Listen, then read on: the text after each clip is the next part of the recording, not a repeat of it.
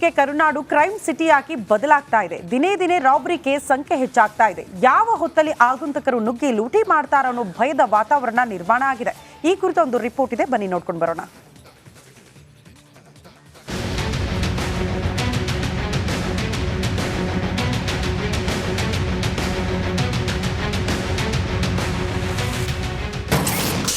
ಬೀದರ್ ಮಂಗಳೂರು ಬಳಿಕ ಮತ್ತೊಂದು robbery. Yadgir road robbery ನಿಜಕ್ಕೂ ಭಯಾನಕ.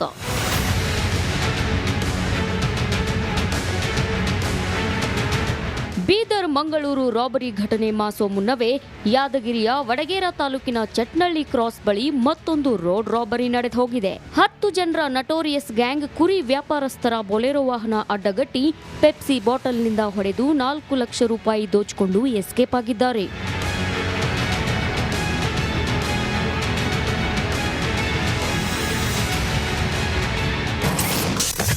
ಡಕಾಯತರಿಗೆ ಕೋಳ ತೊಡಿಸಿದ ಪೊಲೀಸರು.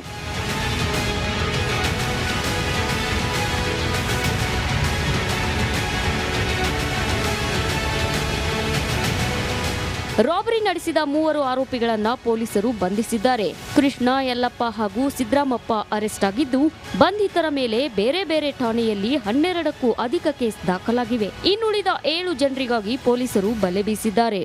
ಇದರಲ್ಲಿ ಅವರು ಮಾಡಿದ ಒಂದು ಅಪರಾಧ ಕೃತ್ಯದ ವಿಧಾನ ಮತ್ತು ಅವರು ಯೂಸ್ ಮಾಡಿದ್ದು ಬೊಲೆರೋ ಇದೆಲ್ಲ ಬಗ್ಗೆ ಟೆಕ್ನಿಕಲ್ ಎವಿಡೆನ್ಸ್ ಅಂದರೆ CCTV ಎಲ್ಲದನ್ನು ಕಲೆ ಹಾಕಿ ಅದು ರಾಯಚೂರುವರೆಗೂ ಟ್ರೇಸ್ ಆಗಿತ್ತು. ಆಮೇಲೆ ಕುರಿತು ವಡಗೇರ ಪೊಲೀಸ್ ಠಾಣೆ ಮತ್ತು ಯಾದಗಿರಿ ಟೌನ್ ಪೊಲೀಸ್ ಕಡೆಯಿಂದನೂ ಕ್ರೈಮ್ ಒಂದು ಟೀಮ್ ಮಾಡಿ ಅವರು ಅಫೆಂಡರ್ಸ್ನ ಟ್ರೇಸ್ ಮಾಡಿದ್ದಾರೆ. 3 ಜನ ಆರೋಪಿಗಳನ್ನ ನಾವು ಪತ್ತೆ ಹಚ್ಚಿ ಅರೆಸ್ಟ್ ಮಾಡಿದ್ದೀವಿ. ದರೋಡೆಕೋರರ ಬೆನ್ನು ಬಿದ್ದ ಪೊಲೀಸರು. ಬಾಡಿಗೆ ಕಾರು, ಕೋಟಿಗಟ್ಟಲೆ ಹಣ ದರೋಡೆ.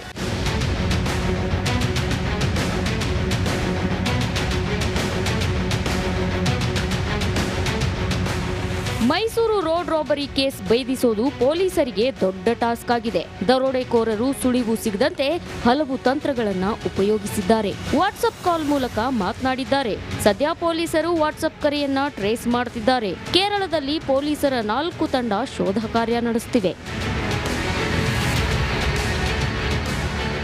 ದರೋಡೆಕೋರರ ಬೆನ್ನು ಬಿದ್ದ ಪೊಲೀಸರಿಗೆ ಸುಳಿವು ಸಿಕ್ಕಿದೆ. 1,000ಕ್ಕೆ ಬಾಡಿಗೆ ಕಾರು, ಕೋಟಿಗಟ್ಟಲೆ ಹಣ ದರೋಡೆ ಟಾರ್ಗೆಟ್ ಮಾಡಿದ್ರಂತೆ. ಅಪರಾಧಕ್ಕೆ ಬಳಸಿದ ಕಾರಿನ ಮಾಲೀಕನನ್ನ ಪತ್ತೆ ಹಚ್ಚಿದ್ದು ಟ್ರಾವೆಲ್ಸ್ನಲ್ಲಿ ಕಾರ್ ಬಾಡಿಗೆ ಪಡೆಯಲಾಗಿದೆ. ಕೇರಳದಲ್ಲಿಯೂ ನಕಲಿ ದಾಖಲೆಗಳನ್ನ ಕೊಟ್ಟು ಕಾರು ಬಾಡಿಗೆ ಪಡೆದು ದೆಹಲಿ ರಿಜಿಸ್ಟ್ರೇಷನ್ ಅಳವಡಿಸಿಕೊಂಡು ದರೋಡೆಗೆ ಯತ್ನಿಸಿರುವುದು ಗೊತ್ತಾಗಿದೆ.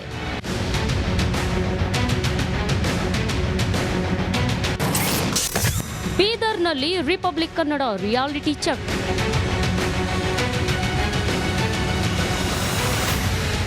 ಬೀದರ್ನಲ್ಲಿ ನಡೆದ ದರೋಡೆಗೆ ಜಿಲ್ಲೆಯಲ್ಲಿ ಆತಂಕ, ಭಯ ಸೃಷ್ಟಿಸಿದೆ. ಬಹುತೇಕ ಕಡೆ CCTVಗಳು ಕೈಕೊಟ್ಟಿದ್ರಿಂದ ಆರೋಪಿಗಳ ಶೋಧಕ್ಕಾಗಿ ಪೊಲೀಸರು ಪರದಾಡುತ್ತಿದ್ದಾರೆ. ಬೀದರ್ ನಗರದ ಔರಾದ್, ಬೀದರ್ನ ಮುಖ್ಯ ರಸ್ತೆ ಚಿಕ್ಕಪೇಟೆ ಬಳಿ CCTV ಇದ್ದು ಇಲ್ಲದಂತಾಗಿವೆ. ಅಧಿಕಾರಿಗಳ ನಿರ್ಲಕ್ಷ್ಯಕ್ಕೆ ಜನ ಆಕ್ರೋಶ ಹೊರಹಾಕ್ತಿದ್ದಾರೆ. ರಿಪಬ್ಲಿಕ್ ಕನ್ನಡದ ರಿಯಾಲಿಟಿ ಚೆಕ್ನಲ್ಲಿ ಅಧಿಕಾರಿಗಳ ಬಣ್ಣ ಬಯಲಾಗಿದೆ.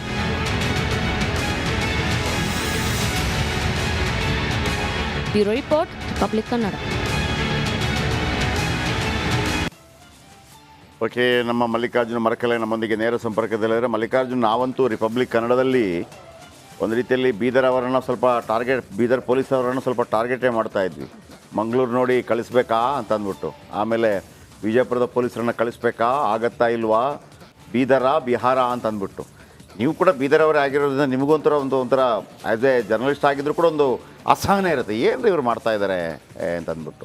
ಇದನ್ನು ಕೇವಲ ನಾವು ನ್ಯೂಸ್ ಆಗಿ ನೋಡೋಕ್ಕಾಗಲ್ಲ, ನನಗೇನಿದೆ ಅಂತೇಳಿ. ನಮ್ಮ ಸಮಾಜದಲ್ಲಿ ಈ ಥರ ಆಗ್ತಾಯಿದೆ ಅಂತ ಹೇಳುವಾಗ ನಮ್ಮ ಸಮಾಜದಲ್ಲಿ ಆಗ್ತಾ ಇರುವಂಥದ್ದು ಅಪ್ರೋಚ್ ಚೇಂಜ್ ಆಗಿದೆ. ಜರ್ನಲಿಸ್ಟ್ಗಳ ಅಪ್ರೋಚ್ ಚೇಂಜ್ ಆಗಿದೆ. ಯಾವುದು ಸರಿ, ಯಾವುದು ತಪ್ಪು ಅನ್ನೋಂಥದ್ದು ಒಂದು ಸ್ಟ್ಯಾಂಡ್ ತೆಗೆದುಕೊಳ್ಳುವಂಥ ನಿರ್ಧಾರಕ್ಕೆ ನಾವು ಬಂದಿದ್ದೀವಿ. ಏನು ಅನಿಸುತ್ತೆ ನಿಮಗೆ?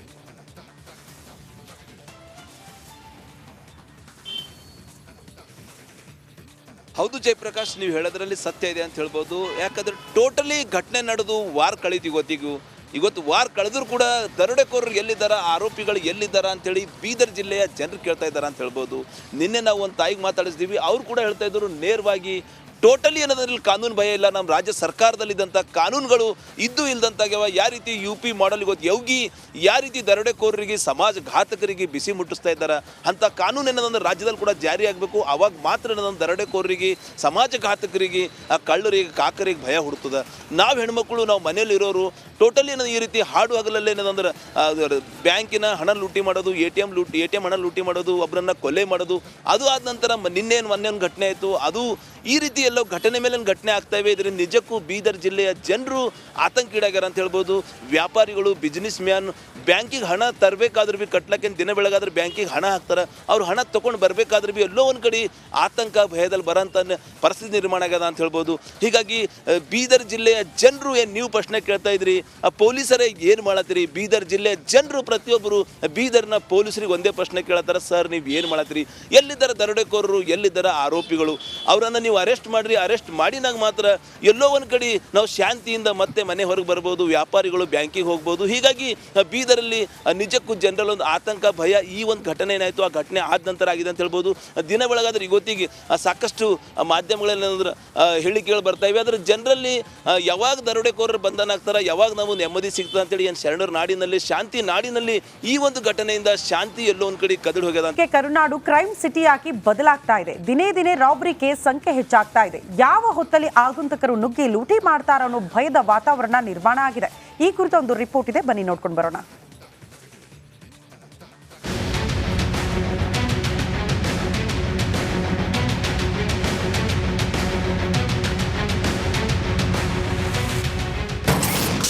ಬೀದರ್ ಮಂಗಳೂರು ಬಳಿಕ ಮತ್ತೊಂದು ರಾಬರಿ. ಯಾದಗಿರಿ ರೋಡ್ ರಾಬರಿ ನಿಜಕ್ಕೂ ಭಯಾನಕ.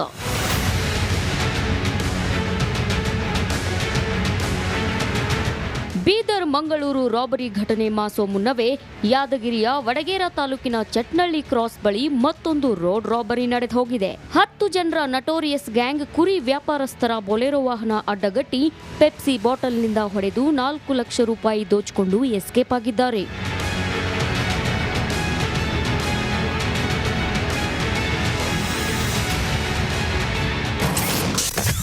ಡಕಾಯತರಿಗೆ ಕೋಳ ತೊಡಿಸಿದ ಪೊಲೀಸರು.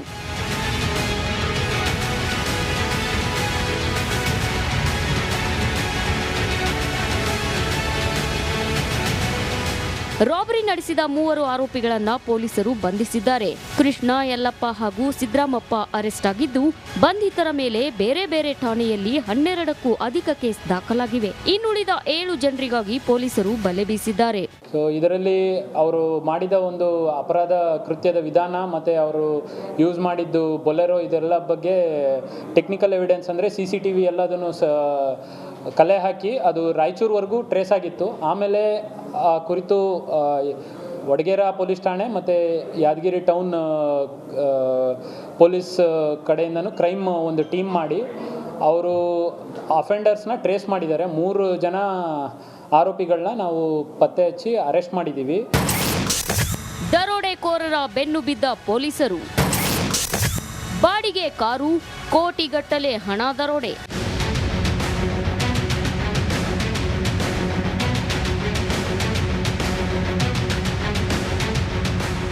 ಮೈಸೂರು ರೋಡ್ ರಾಬರಿ ಕೇಸ್ ಭೇದಿಸೋದು ಪೊಲೀಸರಿಗೆ ದೊಡ್ಡ ಟಾಸ್ಕ್ ಆಗಿದೆ. ದರೋಡೆಕೋರರು ಸುಳಿವು ಸಿಗದಂತೆ ಹಲವು ತಂತ್ರಗಳನ್ನ ಉಪಯೋಗಿಸಿದ್ದಾರೆ. ವಾಟ್ಸ್ಆಪ್ ಕಾಲ್ ಮೂಲಕ ಮಾತನಾಡಿದ್ದಾರೆ. ಸದ್ಯ ಪೊಲೀಸರು ವಾಟ್ಸ್ಆಪ್ ಕರೆಯನ್ನ ಟ್ರೇಸ್ ಮಾಡುತ್ತಿದ್ದಾರೆ. ಕೇರಳದಲ್ಲಿ ಪೊಲೀಸರ 4 ತಂಡ ಶೋಧ ಕಾರ್ಯ ನಡೆಸುತ್ತಿವೆ. ದರೋಡೆಕೋರರ ಬೆನ್ನು ಬಿದ್ದ ಪೊಲೀಸರಿಗೆ ಸುಳಿವು ಸಿಕ್ಕಿದೆ. 1,000ಕ್ಕೆ ಬಾಡಿಗೆ ಕಾರು, ಕೋಟಿಗಟ್ಟಲೆ ಹಣ ದರೋಡೆ ಟಾರ್ಗೆಟ್ ಮಾಡಿದ್ರಂತೆ. ಅಪರಾಧಕ್ಕೆ ಬಳಸಿದ ಕಾರಿನ ಮಾಲೀಕನನ್ನ ಪತ್ತೆ ಹಚ್ಚಿದ್ದು ಟ್ರಾವೆಲ್ಸ್ನಲ್ಲಿ ಕಾರ್ ಬಾಡಿಗೆ ಪಡೆಯಲಾಗಿದೆ. ಕೇರಳದಲ್ಲಿಯೂ ನಕಲಿ ದಾಖಲೆಗಳನ್ನ ಕೊಟ್ಟು ಕಾರು ಬಾಡಿಗೆ ಪಡೆದು ದೆಹಲಿ ರಿಜಿಸ್ಟ್ರೇಷನ್ ಅಳವಡಿಸಿಕೊಂಡು ದರೋಡೆಗೆ ಯತ್ನಿಸಿರುವುದು ಗೊತ್ತಾಗಿದೆ.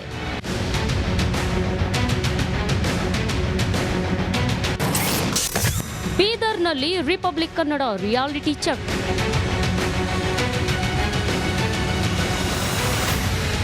ಬೀದರ್ನಲ್ಲಿ ನಡೆದ